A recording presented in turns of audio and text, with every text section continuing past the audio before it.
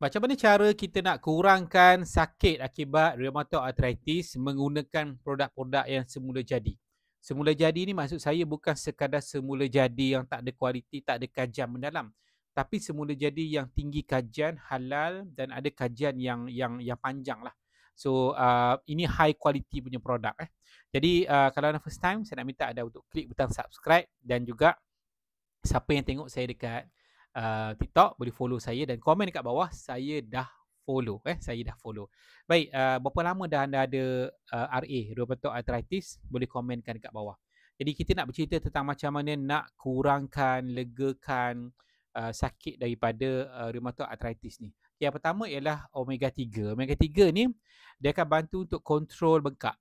Bantu untuk kontrol radang. Itu fungsi omega 3 Jadi omega 3 yang ada kualiti yang bagus, yang tinggi EPA dan DHA, di mana dua benda ni dalam omega 3 dia akan bantu untuk kontrol hormon bengkak. Hormon bengkak dalam tubuh kita, dan satu lagi EPA, DHA. DHA akan bantu untuk menguruskan, mengawal tahap keaktifan hormon bengkak tu. Okay, ini you boleh dapat kalau omega 3 tu yang high quality, yang tinggi EPA, yang 90%, which is saya supply yang tu lah. Jadi dekat pasaran ada tapi tak setinggi 90%. Okay, jadi yang kedua ialah kalsium. Kalsium ni dia akan bantu untuk elak daripada kehilangan tulang. Tulang kita dibantu tulang kita jadi okey kan.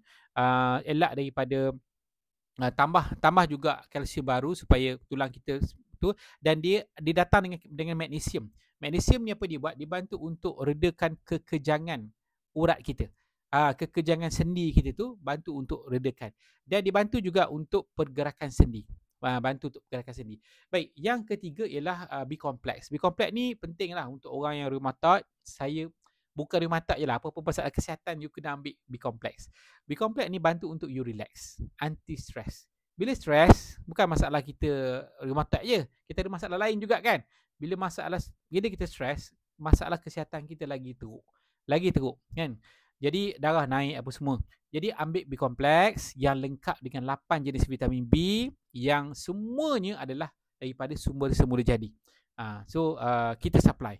Dan yang keempat ialah polyphenol blend. Polyphenol blend ni saya cadangkan sebab dia akan bantu untuk anti radang, turunkan tahap keradangan dengan cepat. Okay, itu kajian sains yang dah dibuktikan.